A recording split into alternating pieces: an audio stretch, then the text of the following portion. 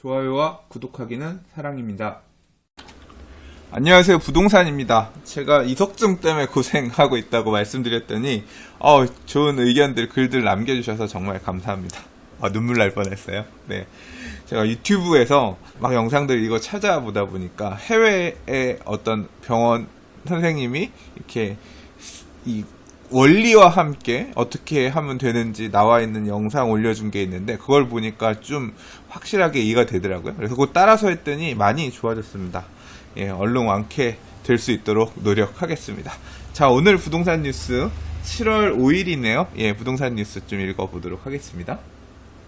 좋아요와 구독하기는 사랑입니다. 자, 첫 번째 뉴스입니다. 이제 도시재생 뉴딜 사업 얘기가 솔솔 나와요. 서울시의 도시재생 뉴딜 사업. 작년에 도시재생 뉴딜 사업, 이 시범사업 선정할 때는 투기과열지구에선 지정 안 하겠다. 왜냐하면 집값이 상승할 어떤 그런, 가능성이 있기 때문에 집값 불안이 있는 지역에는 안 하겠다라고 해서 서울시의 도시재생 뉴딜 사업지 선정을 안 했죠.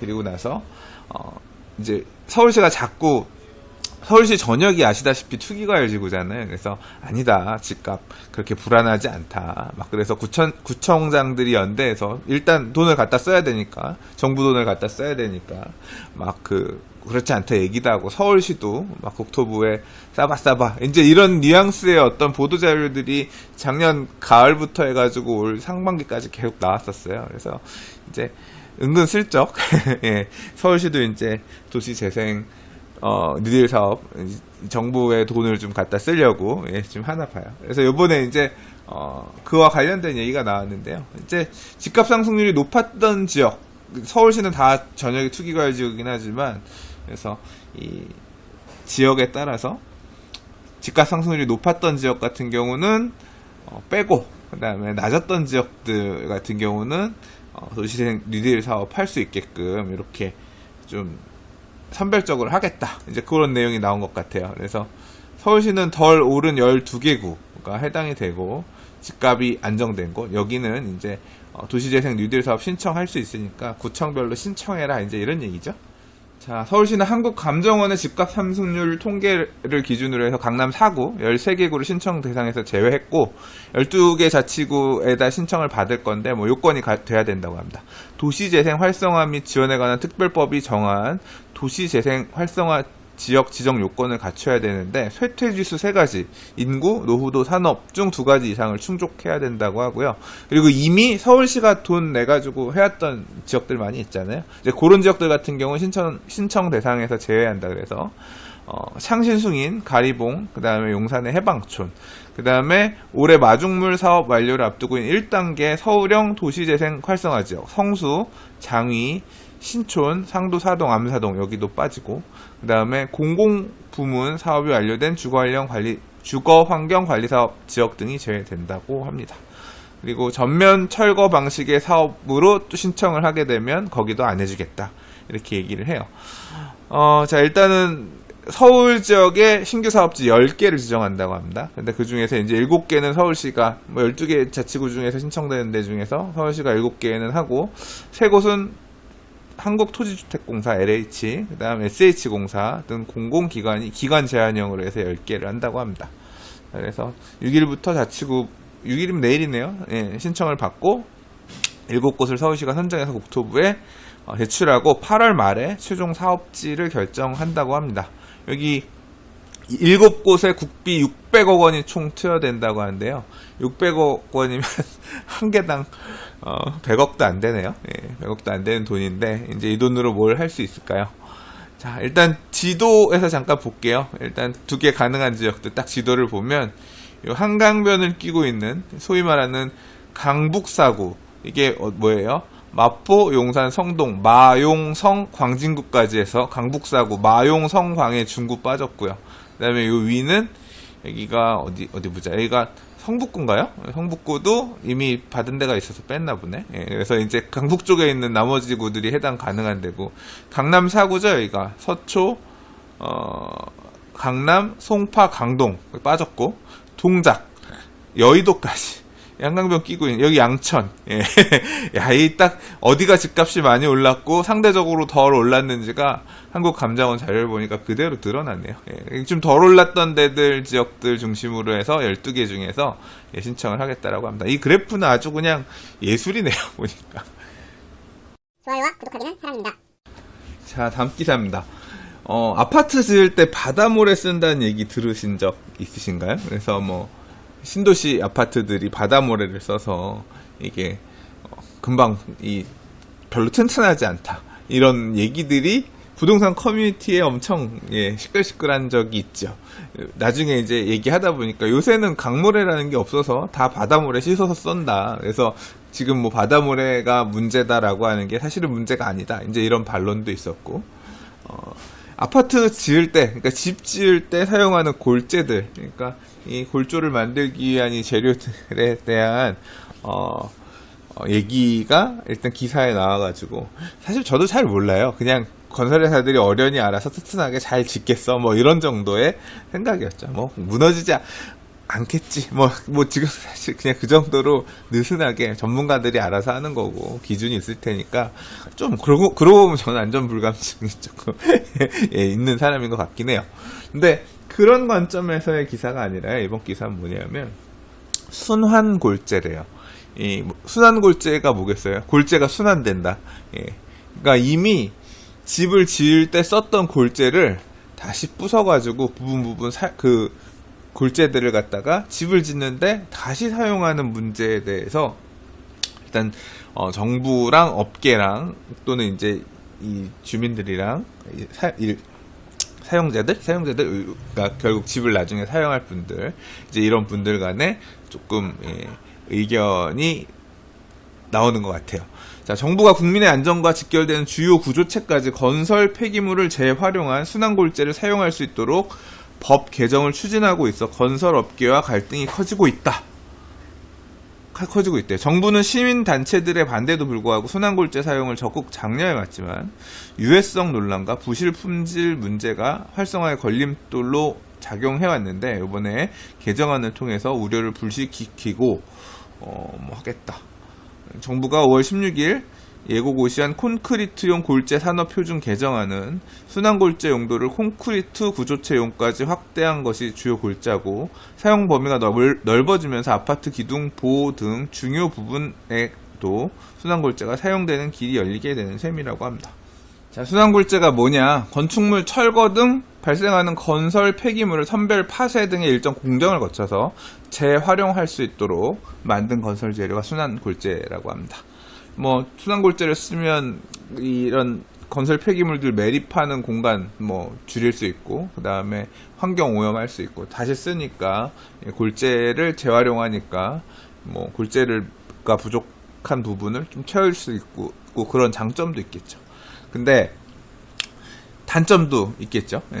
단점도 있는 게 아니라 쓰고 싶어도 이제까지는 못 썼다. 쓰고 싶었다가 아니라 이제 정부는 이걸 되게 권장하고 싶었는데 건설회사들이나 아니면 이제 시민들이나 이런 쪽에서 별로 안 쓰고 싶어 하니까 유해성 논란. 썼던 거, 사실 저도 이 유해성 문제가 조금 약간 마음에 걸리거든요. 뭐 이제 잘 공정을 처리하면 상관없지만 항상 그렇잖아요.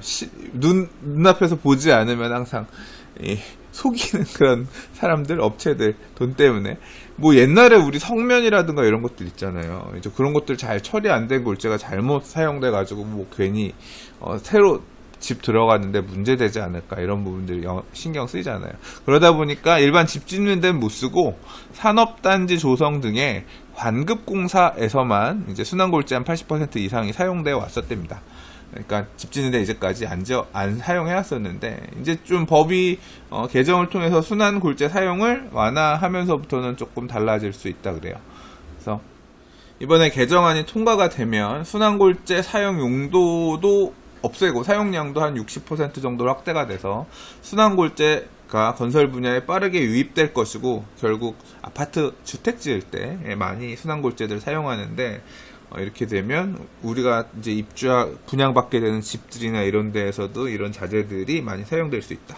근데 한 건설업계 관계자는 폐목재, 폐벽돌, 폐콘크리트 등이 혼합된 건설 폐기물로 순환골재를 만들어 양질의 제품을 생산하는 것이 현실적으로 어려운 상황이라고 하는데, 그러니까 이게 진짜 깨끗한 새 집인데 뭐 괜히 몸에 해로운 뭐 이런 것들 들어가 있는 골조가 그렇게 돼서 문제되는 거 아니냐, 이런 거 되게 신경 쓰이잖아요. 뭐 요새 라돈 침대를 비롯해가지고 별 신경 쓰이는 내용들이 되게 많은데 괜히 또 이 새 아파트에서 특히 이제 분양가를 싸게 규제한다거나 분양가 상한제를 한다거나 뭐 이런 과정에서 이런 식으로 단가를 낮춘 어떤 그런 자재들이 들어가면서 신경이 안 쓰일 수가 없죠. 그래서 참 개인적으로는 이런 분야의 전문가가 아니기 때문에 저도 사실은 뭐 이게 뭐 잘 관리가 돼서 문제 없다. 일본은 잘 관리가 되나 봐요. 그래서 뭐 그나마 좀 낫다고 하는데 우리나라는 아직 좀 그런 것도 없고 또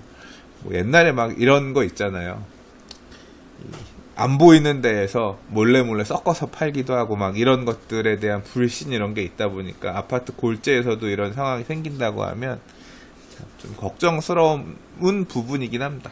그래서 뭐 지금 이제 그런 내용 때문에 이렇게 유해성 문제나 이런 것 때문에 우려를 하고 있고 갈등이 생길 수 있다라고 하는데, 이제 아파트 분양할 때 골재 수면 골재 썼냐 어쨌냐 이런 것도 또 확인해 봐야 되는 그런 시대가 오는 게 아닌가 모르겠습니다.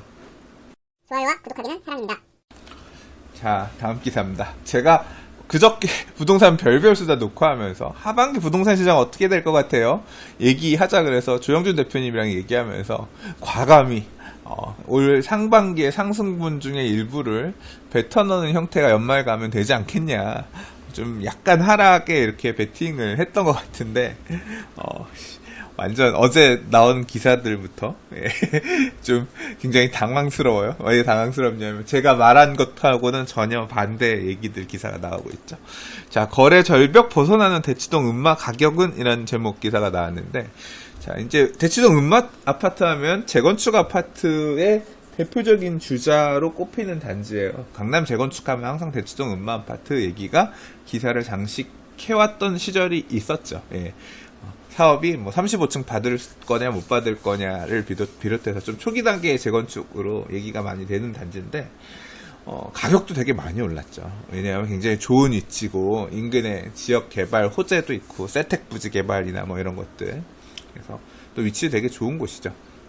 근데 자, 5월달만 해도 매수세가 붙지 않아 급매물이 쌓였던 강남구 대치동 음마아파트에서 뜸했던 거래가 재개되는 분위기라고 합니다. 음마아파트는 지난달 말부터, 그러니까 6월 말이겠네요, 거래량이 느는 모양새인데 한 14억 4천에서 15억 선에서 여러 건이 송박김 됐고, 이게 13억대 후반까지 떨어졌던 전용 76제곱미터 거래가가 15억 선을 회복했다고 합니다. 그러니까 1억 이상이 오른 거죠. 그리고 전용 84제곱미터는 지난달 말 6월 말에 17억 2천만 원에 팔렸고, 그래서 뭐 가격이 많이 오른 건 아니지만 거래도 되고 하면서 일단 반등되는 모양새냐, 이런 얘기들이 조금 나오고 있는 것 같아요. 이런 얘기들이 조금 지역별로 좀 있는 것 같습니다. 자, 기사에서는 보유세에 관한 내용이 그렇게 크게 문제가 이렇게 뭐 1주택자에 대한 보유세 부담이 그렇게 생각보다는 안 늘어날 것 같다, 뭐 이런 뉘앙스의 기사들도 나오고 하니까 좀 기다렸다가 이제 사자 이렇게 움직이는 것 같다고 하는데요. 한편으로는 이 강남 지역들은 좀 조정받는 모양새였지만 강북 지역들 같은 경우는 여전히 갭매우기 장세를 하면서 이제 뒤늦게 계속 상승하는 단지들이 있었고, 그렇게 거래 절벽인 건 맞는데 그렇다고 해서 매매 가격이 하락하는 모양새로 보이지는 않았던 게 사실 상반기의 큰 움직임이었거든요. 그러니까 1, 2, 3월은 급격하게 많이 올랐고 3월 이후의 시장도 그랬던 것 같은데 강남 쪽도 이렇게 지금 진짜로 이게 벌써부터 다시 불이 붙어서 움직이는 건지, 또는 이렇게 인기 지역, 인기 단지일수록, 그러니까 재개발 지역에서도 예를 들어 한남 뉴타운이라든가 이런 최고 A급 인기 단지들 같은 경우는 항상 대기 매수세가 어느 정도 있거든요. 비싸서 못 샀는데 이 정도 되면 들어가야지라고 이렇게 좀 대체해서 들어가고자 하는 수요층들이 있단 말이에요. 그러니까 이 결국 강남에서, 그러니까 이 지역을 접근하려고 하는 매수세 벽이 어느 정도 있는 거죠. 이게 이제 인기 지역일수록 두터운 편입니다. 최근에 그런 기사도 있었어요. 제가 그냥 대충 읽고 얘기 안 하고 넘어갔는데, 뭐냐면 마포의 집값이 올라가고 잠실 쪽이 가격 조정을 받으니까 가격이 갈아타기 해볼 만한 그런 수준까지 갭이 줄어든 거예요. 그러니까 마포 거 팔고 잠시 갈아탈까? 이런 수요에 대한 어떤 기사도 따로 나오고 하긴 했었거든요. 이런 것처럼 실제로 지금 음마 아파트가 가격이 좀 조정받고 강북 쪽에 있는 인기 새 아파트들은 여전히 높은 가격을 유지하면서 뭐 거래가 가능하다고 하면 팔고 옮길까? 이런 교체 수요들도 만들어질 수가 있고 이제 그런 것들이 지금 움직이고 있는 건지 그러니까 요런 수요에 의한 게 움직이고 있는 건지 아니면 이제 다시 한번 이번 이 거래들을 딛고서 또 다시 상승해서 올라가는 건지 이거는 또 가을장을 지켜봐야 알겠죠. 그러니까 오늘 다른 기사에서는 그런 기사도 있었어요. 이 순환 매장이 한 번 다 도는 것 같다. 다시 말해서 강남이 올라가고 나머지 지역들이 쫓아서 올라가는 지역들의 텀이 끝나는 것 같은데 이번 텀이 끝나고 나서 이제 다시 강남과 강북의 갭이 많이 줄었으니까 다시 이제 강남이 한번 뛰어갈 차례냐? 뭐 이런 뉘앙스의 기사 제목도 있었거든요. 지금 이제 그런 가능성도 있는 거고 그게 아니라 지금의 이 강남의 거래량이 조금 만들어지고 하는 게 조금 조정받았던 것에 대해서 대기 매수세들이 조금 그거를 채워주면서 그냥 거래량이 일부 만들어진 거지 다시 쭉 받쳐주면서 올라가는 게 아니면 또 꺾어져 내려갈 수도 있는 상황이긴 하거든요. 자, 이제 가을 시장이 어떻게 움직이는지 가을 시장 움직임을 잘 보는 게 큰 흐름을 보는 데 있어서 중요할 것 같고요. 자, 이런 움직임이 있다. 체크, 뭐 예언가도 아니고 저도 뭐 틀리는 경우가 많으니까 뭐 같이 생각해 보시자고요. 좋아요와 구독하기는 사랑입니다. 자, 오늘 준비한 마지막 기사입니다. 청약통장 2,400만 시대 국민 4명 중 1명은 1순위다. 표류하는 청약난민이라는 제목의 기사예요. 그러니까 이 청약통장에 관한 얘기는 가끔 한 적이 있습니다. 가끔 한 적이 있는데 청약통장 가입한 사람도 많고 청약통장을 쓸 수 있는 1순위 사람도 많아요. 근데 청약통장 무용론 넣어도 안 된다. 그렇게 청약통장을 통해서 당첨되는 것에 몇 년 넣어보고 넣어봤는데 안 되면 포기하는 사람들이 나오거든요. 그러니까 저도 뭐 설문조사 이런 거 오면 가장 유명한 투자처는 어디예요? 청약통장 가점 높고 당첨 가능성이 있으면 무조건 청약이지요. 저도 청약이 1순위라고 얘기를 하지만 저는 가점권에는 청약통장이 없는데요. 지금 상황에서는 분양가를 이렇게 막 규제하기 때문에 청약통장은 당첨만 되더라도 부동산 시장 향방하고 크게 상관없이 기본적으로 돈을 뭐 몇천에서 억대로 먹고 시작하는 거니까 손해볼 게 없는데 그러니까 유망하다고 얘기는 하죠. 근데 문제는 뭐냐면 청약통장 가지고 있는 사람이 엄청 많다는 거예요. 엄청 많다는 거예요. 1순위 청약통장 1순위만 1286만 명이라고 합니다. 자, 그래서 이 부양가족 없는 1인 가구는 가입 15년에 무주택 15년이어도 최고 받을 수 있는 점수가 54점뿐인데 그러니까 이게 이 부양가족이 없는 사람 같은 경우는 무주택 오래 돼봐야 청약통장으로 집 받을 수 없다는 얘기죠. 이런 사람 같은 경우는 청약통장이 있어도 청약에서 배제되는 이런 핫한 시장에서는 그런 차순위가 될 수밖에 없다는 얘기예요. 그래서 그냥 제가 막연하게 생각하고 느끼고 있는 부분이 그런 거예요. 뭐 저는 올 하반기에는 좀 이제 이렇게 쉬어가지 않겠냐라고 얘기하지만 아직까지 이번 시즌의 상승장이 끝나지 않았다라고 생각하는 편인데 규제도 여전히 타이트하게 남아있고 시장의 에너지도 여전히 존재하며 주택을 매수하고자 하는 수요층도 어느 정도 있다라고 생각이 돼요. 생각을 하고 있는 편이라서 뭐 조정을 받더라도 내년에는 다시 찍고 반등하지 않겠냐 뭐 이런 정도로 개인적으로는 지금 생각하고 있습니다만 그런 판단을 하게 되는 이 원인이 바로 이 청약통장을 여전히 사용하고 있는 그러나 청약에서 당첨되지 못하고 떨어지는 나머지 지금 뭐 최근에 분양한 단지들 같은 경우 청약 경쟁률이 33대 1, 가점제인데 33대 1, 평균 29대 1 이렇게 나오잖아요. 33명 중에 1명은 받고 32명은 못 받는 거예요. 29명 중에 1명은 받고 28명을 못 받는 거거든요. 이 사람들이 계속 청약을 넣으면서 당장 보세요. 이 사람들이 지금만 청약을 한 게 아니라 작년에도 청약했고 재작년에도 청약했을 거란 말이에요. 그때보다 지금 분양가가 올랐어요? 떨어졌어요? 올랐죠.